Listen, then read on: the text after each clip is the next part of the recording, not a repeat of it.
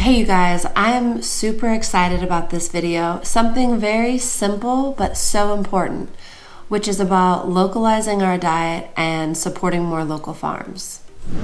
Moving to southern Missouri is the best thing I've ever done for my family. In today's video, we're going to go over just literally a small sampling of local farms. We have so many here. These are some farms that we're going to start to support, and some of these producers might not be close to you, but literally they're everywhere in southern Missouri. So if you're one of my clients and you've landed here or you're planning on coming here, just know that you can always reach out to me and I will find producers and farmers in your area. A few of the reasons why I really want to localize our diet. Obviously, just kind of being sick and tired of supporting large corporations that often give their money to things that I don't support personally. I don't like a lot of the practices and farming practices that they support.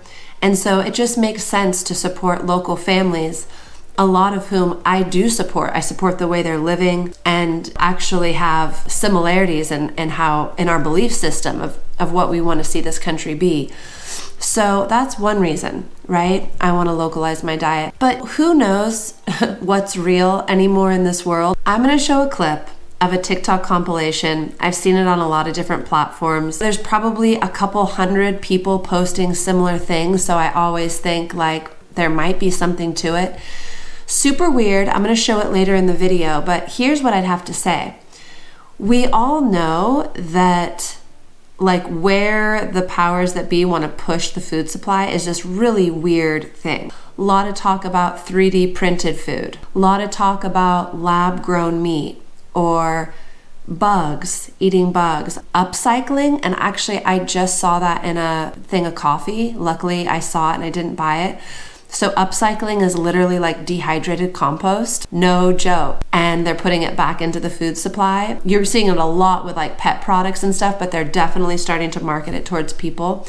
But it's getting weirder and weirder with food. And I don't want to eat dehydrated compost. Like, I don't, you know? I certainly don't want to pay top dollar for that as well.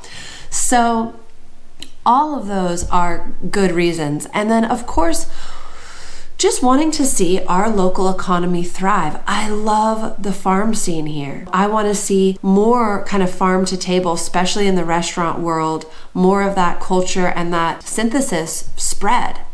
So if we don't support these farms, they don't flourish as much as they would. So we've got most of our meat figured out. We get our beef now from a rancher in Seymour area named Barry, and if you guys want his contact, reach out to me. We're getting it for just a hair under $4, I believe, and yeah, it's just a good enough deal that we've decided to not get 2 more steer and raise our own right now just because we're so busy. And that's a hard decision, but sometimes you have to make those, and we're supporting someone that we like, and we actually oscillate between grass finished because I like that because I think it's healthier, and then my husband likes grain finished because he loves the way it tastes. So we actually get one at a time. But we also get our lamb from a good family friend, the Grahams. Shout out to the Grahams, also clients of ours but turned besties. And that's been great. They moved here from Las Vegas and they have like I think 30 head now. And it's been awesome. And so we've been getting our lamb from them, but we've never really secured chicken, and we buy so much of it. Really, the kids love it. I like it a lot, although I'm kind of like ate so much of it, I'm kind of getting sick of it, to tell you the truth. I'm on a beef kick right now. It feels the best to me. But so I looked up for local poultry farms and we found Peace Valley Poultry. And I brought it up to my husband and he was like, oh, everyone loves them. Like it's supposed to be really, really good. And he was like, I think their chickens are like $30 though. It's going to be really expensive. And I kind of for a minute was like, ooh, like that is really expensive. And I looked it up, and also you guys, all of the farms that I bring up, their info is going to be in the description, but it wasn't that bad. So just to do a little like cost analysis, so a whole chicken at Peace Valley Farm, so they have 2 prices. The first price they show you is if you go to the farm and pick it up. The second price is a delivery, but I think they probably do delivery like points where you would meet them, but not sure about that detail yet. We're gonna probably just go there. So Peace Valley is kind of outside West Plains area, and it's $3.78 a pound for their whole chickens. They say usually expect 3.5 to 5.5 pounds, averaging in the middle there about 4-pound chicken. And that is not far off from Walmart. Now, the thighs are a little bit more expensive. So let's see, thighs per pound is $4.13. And I wanted to compare that to Walmart's price, which was $3.98 per pound. So you're looking at roughly, 40 cents more per pound. So I think when we buy a package of thighs, I feel like it's around $10. And then a whole chicken, I feel like at Walmart is around $13. When we buy it from Peace Valley, it's going to be around $16. I mean, maybe a little bit less. I just feel like that's not anything devastating. And to be able to support local people, I'm going to guess that they're Christian good people that have a really nice farm. Just a guess from looking at their website. And I want to support that. So we are going to fill at least half of one of our freezers with poultry from Peace Valley Farm. So the next farm we are going to be connecting with is Cloverhill Dairy in Mountain Grove. And we've got a lot of friends that love them, that have even apprenticed with them to learn dairy. And they're awesome. We really like that they're pretty affordable. Last time we checked, we were paying $5 for a gallon, and that's raw A2 whole milk, cream on the top, as good as it gets. I think we're paying $5, and I think that their prices have gone up. So I'm not sure exactly, but I'm kind of expecting to pay $6 is my guess. And just to put that in perspective, in California, we were paying $25 for the same quality of product. So crazy, right? So paying $6 is a-okay. And I've been going back and forth of whether I feel like it's good for us to drink milk, and it's always changing, the information about, food and health and all of it. And we had gone to almond milk just because it was it's 0 sugar, and milk is actually crazy high in sugar. If you look at it, it's almost like drinking juice or soda. And that was kind of messing with me because I was trying to kind of steer myself and my family more towards the keto carnivore path.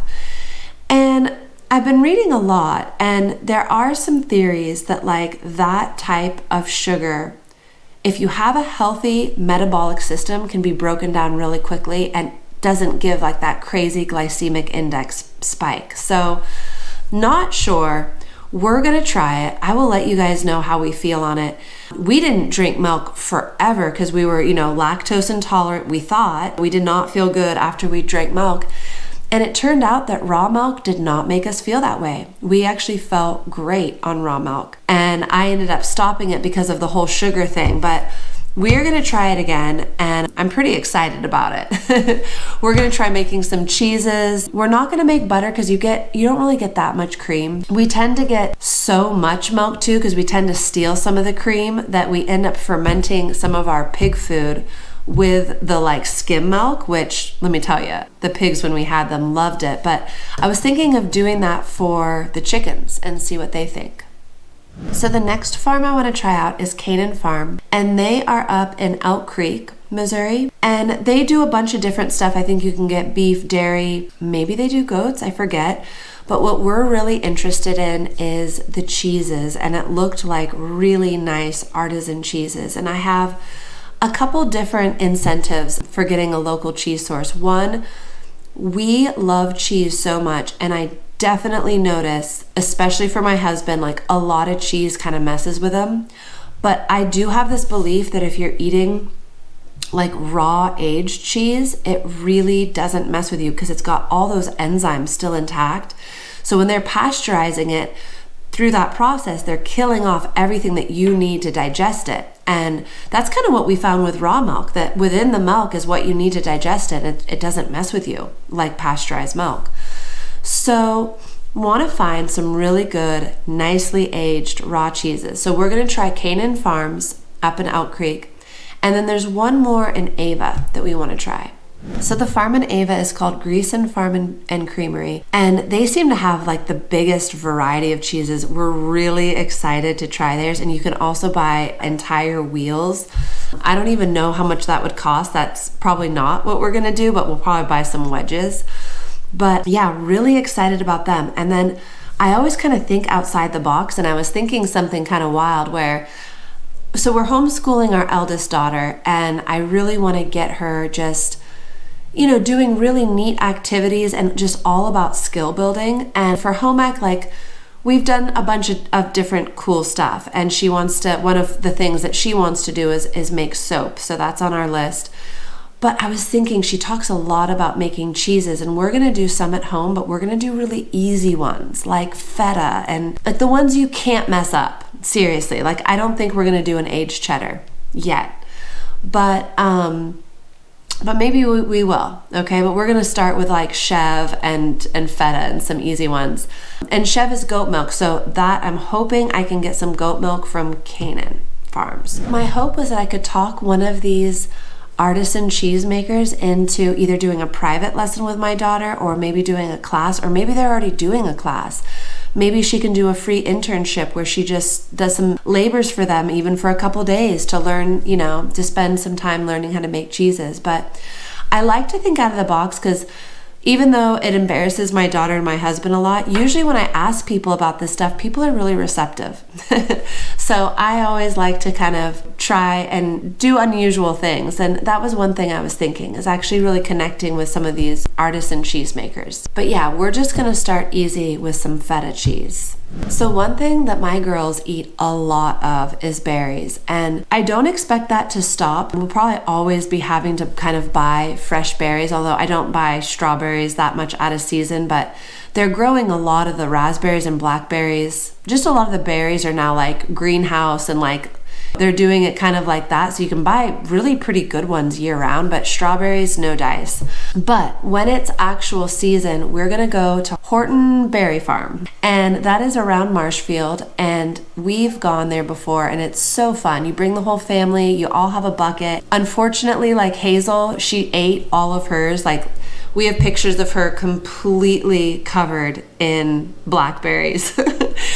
So it's better to have at least a few adults so you can actually take something home. But anyway, it's really fun, and we were able to freeze and make some stuff from the berries. I'd like to actually make a little bit more of an effort to preserve some of the berries. One of the things I used to love to do in the past is make fruit roll-ups and just do like a berry compote with a little bit of honey, and then put those in the food dehydrator, and they're super tasty. Kids love them, and you just feel kind of like, just for a minute, you feel like that amazing, like, did it all kind of parent. but it's tough because a lot of berries go into those fruit roll-ups. But yeah, actually what I mostly like to do is just freeze them. We make a lot of smoothies, and it's just nice to have them in the freezer, and just a fun thing. But those You Pick berry farms are all over the place. Like, so many of them, and kind of want to get into it this year, so I think we won't just go to Horton's, and actually kind of You Pick berry farm hop pretty much. And yeah, I'm excited about that. And we only did blackberries last year, so excited to kind of broaden our variety of berries.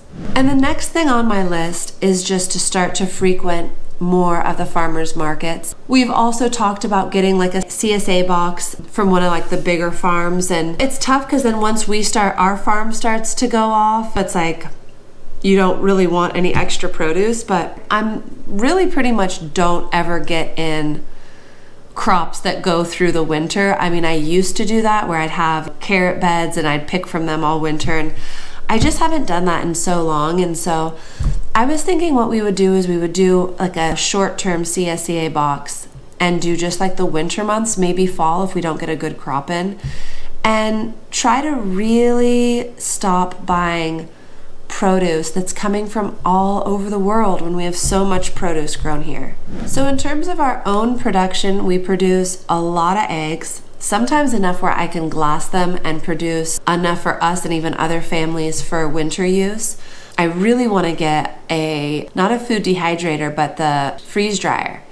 And I'd love to freeze dry eggs. Like a lot of people are saying that those eggs actually surprisingly taste good. So I'd love to try that in the future. But right now, yeah, we just have a lot of eggs, and and then our gardens. But I mean, really, we're trying to really cut down on processed food anyway. And once you do that, you kind of don't need that much. I mean, just even like the list I was saying, which is going to be chicken, milk, cream, cheeses, berries, and then potentially another produce box for the winter months. I mean, you could definitely survive off that and be doing really good. And then also keep in mind, we already have beef and lamb. So yeah, I think that at the same time of localizing our diets, we really should be looking at kind of simplifying our diets. And there's something that maybe you guys can help me with. I don't know a really good hog farm. We eat so much bacon. My husband loves all pork. He has sold me on pork belly. He's been doing like the crackling, you know, oh my gosh, it's so good. It's like bacon. It's like a bacon steak with like this crispy, crackly skin on it, and it is amazing. Otherwise, I'm just like a bacon girl, but my husband likes all pork, loves it. But that's one thing I actually need to still suss out is pork. So if you guys know of anyone, leave me a comment down below and I'll go check them out. As I was talking about, one of the motivations for doing this is that a lot of people are posting videos about buying food that doesn't totally resemble food. Like food that you can't chew it. It doesn't break down. Things like that are just food that is not appearing normal. So people are hypothesizing that they're already trying to kind of covertly roll out some 3D printed food and just see if people take to it. And there's other theories too, but I don't know what's going on, but there's so many of these videos going viral that I think that there's something to it. I'm going to show you a clip right here. For some mysterious reason, in the past few months, there's been loads of videos popping up all over social media of people buying what looks like fake food. It all started just a couple of weeks ago in the United States when several people started noticing that there was something off about the watermelon that they were buying on the supermarkets. So I got this watermelon up, and I like to rinse my watermelon before I cut it, and it's like pinning. Does anybody has problems with their watermelon like this? Oh my gosh. This is the craziest thing I've ever seen.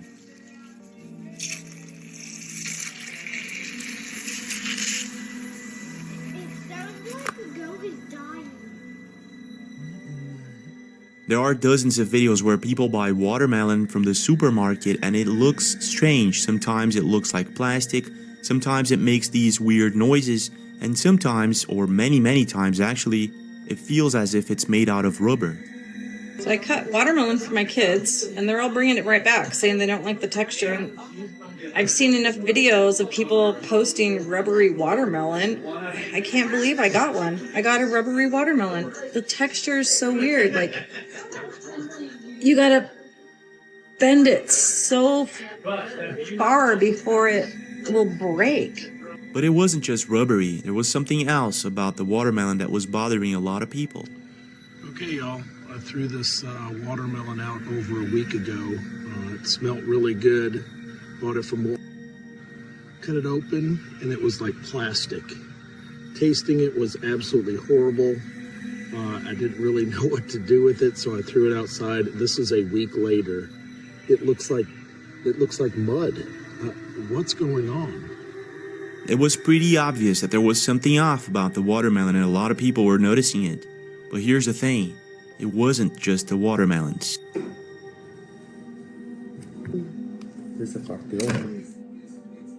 There you go.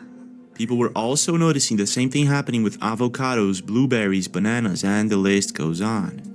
We got it from the supermarket, but when she opens it and she breaks it in half, it gets very tough and doesn't really break. And when it pulls, it's like it's glue. It's very tight and doughy. It looks very, very fake and Play-Doh. In this next video, Ari Osborne explains how she bought blueberries in the supermarket. When she gave it to her kid, she noticed that one of them looked like it was made out of rubber. Check this out. It's left in her little bowl and I put it down the drain for the garbage disposal. And I push the button, you know, it's doing its thing, but there's a clinking and it sounds like something's stuck. So I go in the drain and there's a blueberry that's not breaking apart. It's not. I pick it up and why is there a rubber blueberry in my toddler's snack? She cut it in half and it actually looks as if it's made out of silicone or something like that. Strange, isn't it? But it gets even stranger. In this next video, a woman tests out the food in the supermarket using a magnet, and this is what happens. Look at this. Put a magnet that I got from here into the great chicken. Let's try great.